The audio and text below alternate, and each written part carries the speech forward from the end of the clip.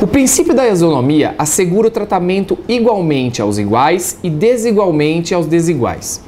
A própria Constituição garante direitos fundamentais e prevê algumas formas de tratamento diferenciado, mas essas garantias não prejudicam o princípio da isonomia.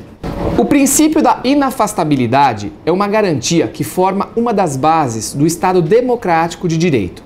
E por ser garantia individual do cidadão, o Estado se obriga à prestação jurisdicional sempre que houver uma lesão ou ameaça a direito, cabendo a ele emitir a decisão final. Esse princípio é a possibilidade de se rever uma decisão judicial de forma ampla. E a partir desta vistoria, a probabilidade de erro judiciário pode ser reduzido.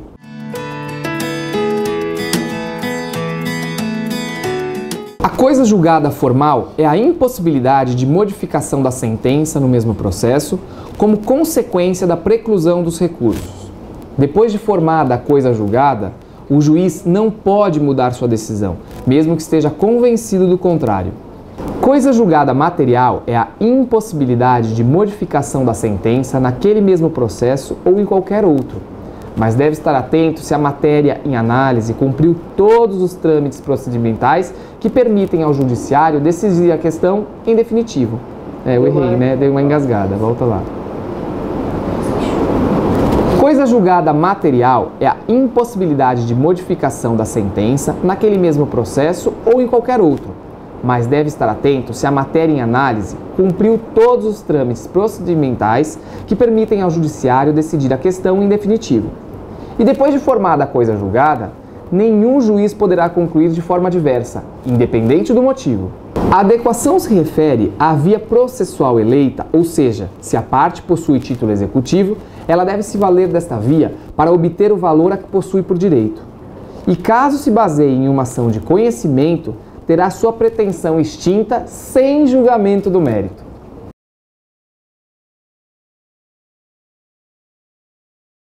O pedido imediato acontece quando uma pessoa ingressa com uma ação de conhecimento do Estado ou do juiz e, posteriormente, retorna à parte com a entrega ou não do pedido apresentado. Já o pedido mediato ocorre quando uma pessoa pretende a condenação de outra, provando que ela lhe causou um dano e que deve ser ressarcida.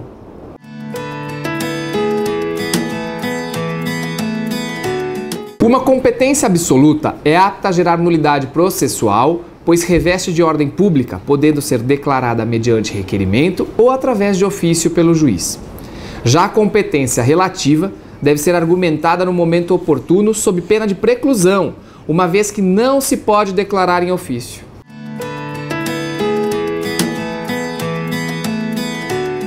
A representação de cada ente despersonalizado em juízo deve ser feita da seguinte forma: o síndico representa a massa falida, o espólio, o inventariante. O curador fará a representação da herança jacente e vacante. O condomínio será representado pelo administrador ou síndico. As sociedades em comum ou irregular serão representadas pela pessoa que lhe couber a administração de seus bens.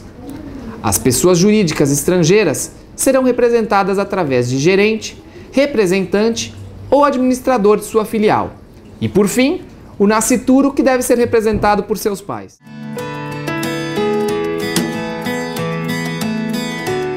A oposição ocorre quando o terceiro opõe direito às partes integrantes da relação jurídico-processual originária e ela pode ser dividida sobre duas modalidades: autônoma e interventiva.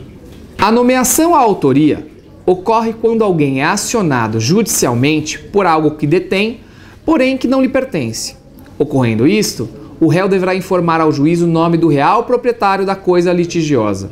A expressão extra petita é a decisão proferida fora do pedido manifestado pela parte.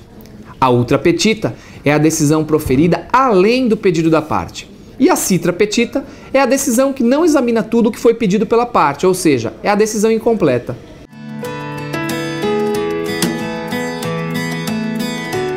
De acordo com o Código Processual Civil, ao receber a petição inicial de qualquer processo, o escrivão deve autuá-la mencionando o juízo, a natureza do feito, o número do seu registro, o nome das partes, a data do início e todos os volumes que se formarem.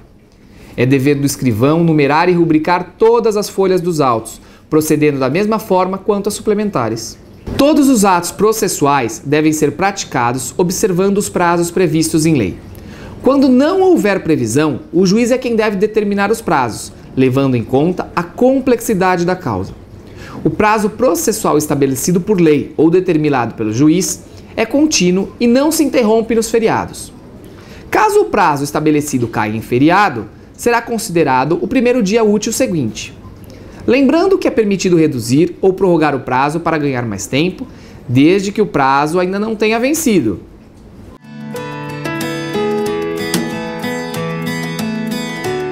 Uma citação pode ser realizada em qualquer lugar onde se encontre o réu. Por exemplo, caso um militar em seu exercício ativo precise receber uma citação e não for encontrado em seu endereço, poderá ser citado na unidade em que estiver servindo.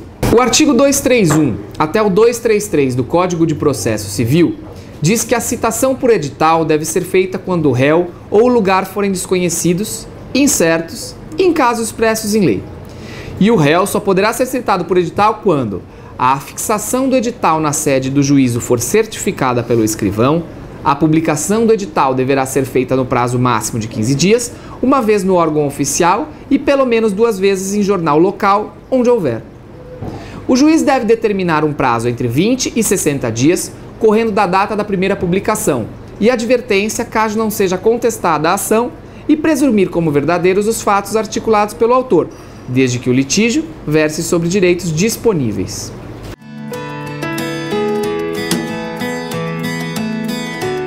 O réu deve alegar em contestação toda a matéria de defesa, expondo as razões de fato e de direito que declara o pedido do autor, e especificar as provas que pretende produzir. No entanto, antes de discutir o mérito, o réu deverá alegar casos existentes que antecederam ao processo, como consta no artigo 301 do Código de Processo Civil.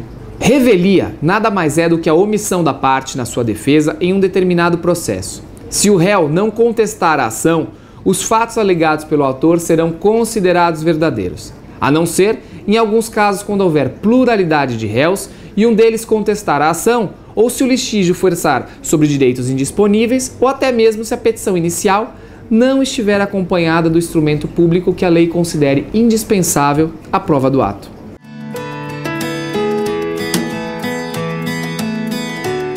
Se você observar o artigo 275 do Código de Processo Civil, irá perceber que o procedimento sumário deverá ser utilizado em casos em que o valor não exceda a 60 vezes o valor do salário mínimo, e nas causas qualquer que seja o valor.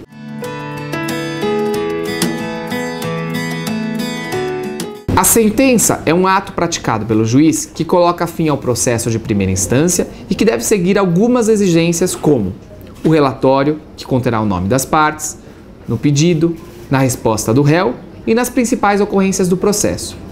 Os fundamentos em que o juiz analisará as questões de fato e de direito, e o dispositivo, que o juiz resolverá as questões que as partes lhe submeterem.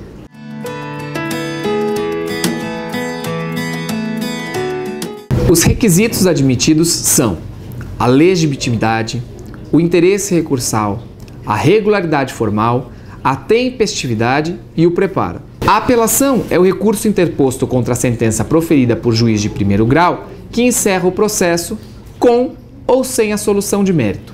O recurso de apelação está dividido em 2 peças, uma de interposição, dirigida ao juiz da causa, e outra com as razões recursais, dirigida ao tribunal.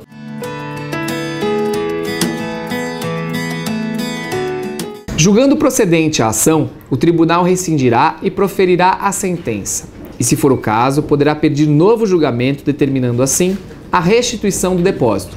No entanto, se for declarado inadmissível ou improcedente a ação, a importância do depósito será revertida em benefício do réu, sempre ao juízo da condenação das custas e honorários advocatícios.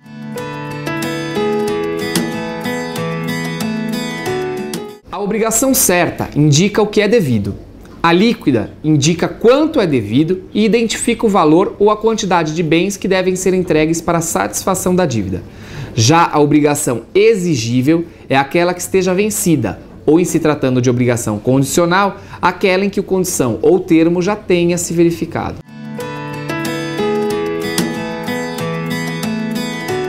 A A execução por quantia certa tem por objetivo expropriar bens do devedor e satisfazer o direito do credor. A expropriação consiste na adjudicação em favor do exequente ou do credor com garantia real, na alienação por iniciativa particular e em asta pública, e no usufruto de bem móvel ou imóvel. Os bens considerados pela lei como impenhoráveis ou inalienáveis não estão sujeitos à execução.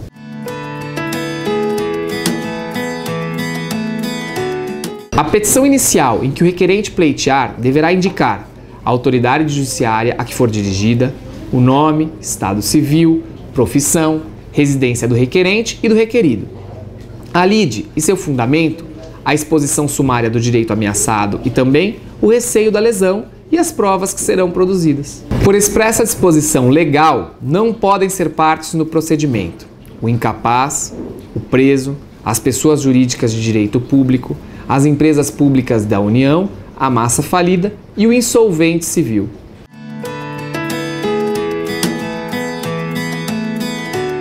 De acordo com o artigo 18 da Lei dos Juizados Especiais, a citação poderá ser realizada através de correspondência com aviso de recebimento em mão própria. Em tratando de pessoa jurídica ou firma individual, a citação deverá ser entregue ao encarregado da recepção, que será obrigatoriamente identificado e, sendo necessário, por oficial de justiça, independente de mandado ou carta precatória.